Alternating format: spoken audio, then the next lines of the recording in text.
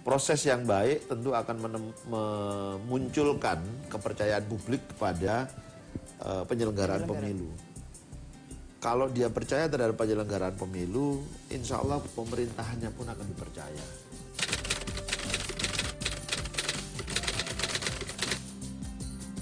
Di 2018 untuk pemilihan kepala daerah saja, di 171 daerah, NPHD yang ditandatangani, naskah perjanjian hibah daerahnya, itu mencapai 11,9 triliun.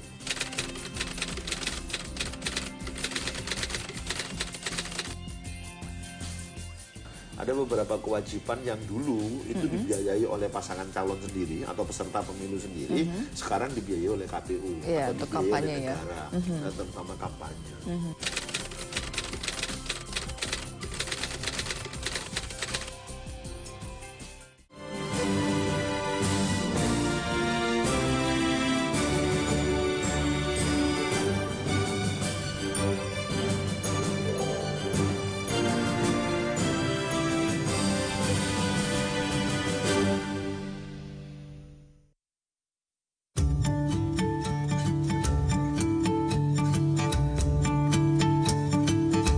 KPU RI sudah menetapkan tanggal pencoblosan Pilkada serentak pada 27 Juni 2018.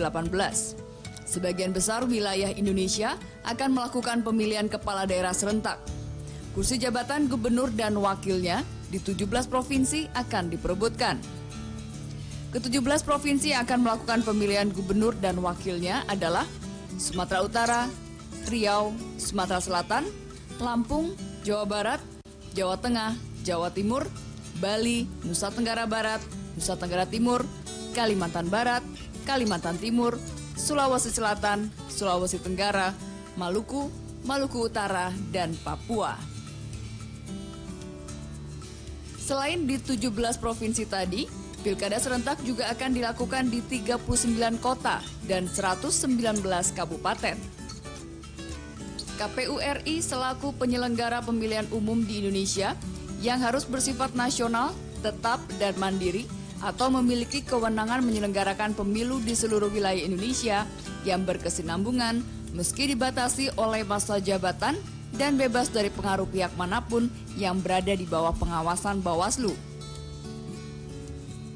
Arief Budiman yang ditunjuk sebagai Ketua KPU RI periode 2017 hingga 2022 bersama 6 anggota KPU lainnya yang dilantik oleh Presiden Jokowi sudah bersumpah untuk menjalankan tugas dan fungsinya dalam menyelenggarakan Pilkada serentak 2018 dan Pileg serta Pilpres 2019 hingga berakhir masa bakti mereka pada 2022 nanti dengan sebaik-baiknya dan membawa Indonesia menjadi lebih baik.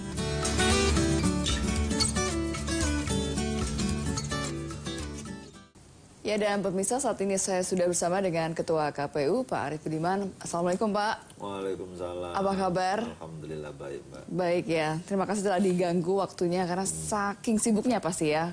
Apa sih sebenarnya kalau kita bicara mengenai kesibukan hari ini, apa nih agendanya? Biasanya tiap hari tuh ngapain, Pak?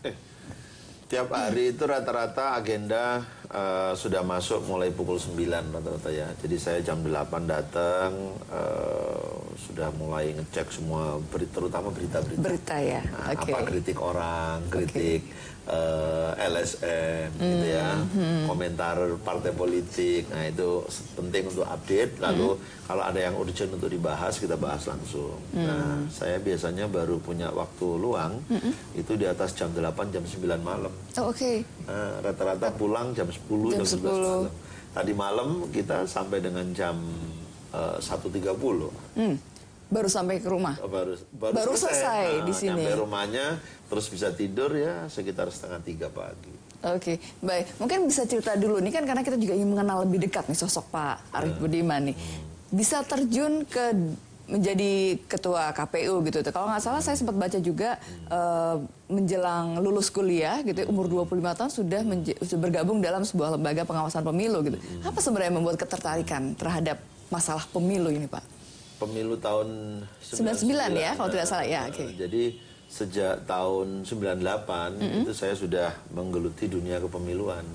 Itu jadi kalau sampai hari ini berarti berapa ya? Hampir 20 tahun. Hampir 20 tahun.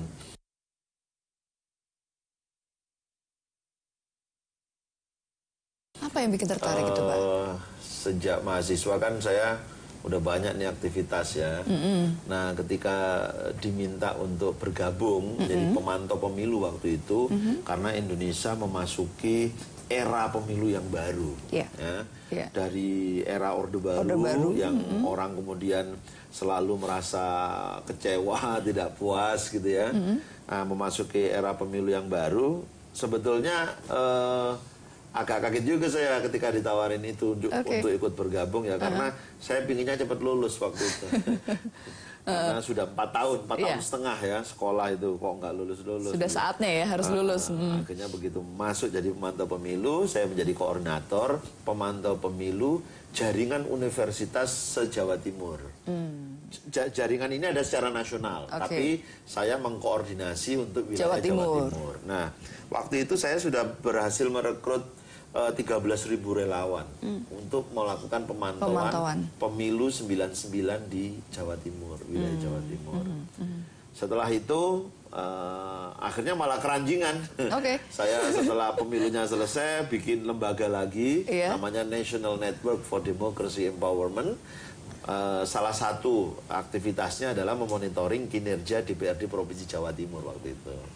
Setelah itu saya masuk ke dunia penelitian, saya menjalankan beberapa usaha saya, gitu ya, yang sebetulnya sudah dimulai sejak mahasiswa.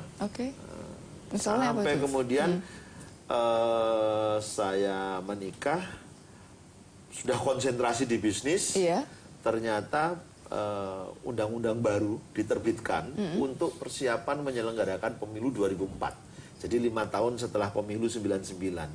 Nah, ternyata lembaga baru ini jauh lebih menarik bagi saya. Kenapa? Karena KPU-nya tidak lagi unsur partai politik dan pemerintah. KPU-nya betul-betul lembaga yang independen. Nah, sejak saat itu saya mendaftar ikut seleksi untuk menjadi KPU provinsi. Alhamdulillah hasil tesnya saya nggak lolos. Oh, nggak lolos justru. Waktu itu saya nggak lolos. Kemudian saya menduduki ranking berikutnya. Kan 10 orang, tapi yang dibutuhkan kan hanya 5. Maka saya masuk dalam daftar cadangan.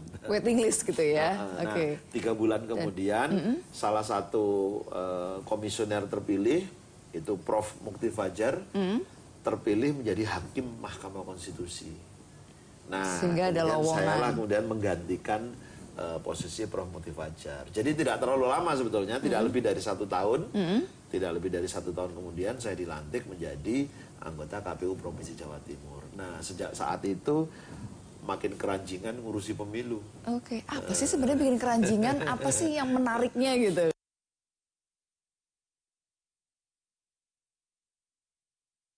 Sederhana sebenarnya pemikirannya, saya ingin Indonesia menjadi lebih baik.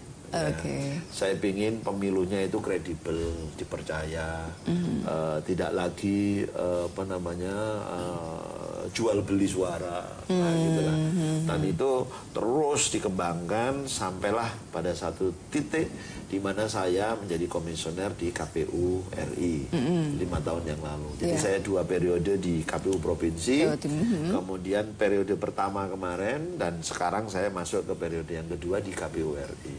Baik. Jadi dari awal.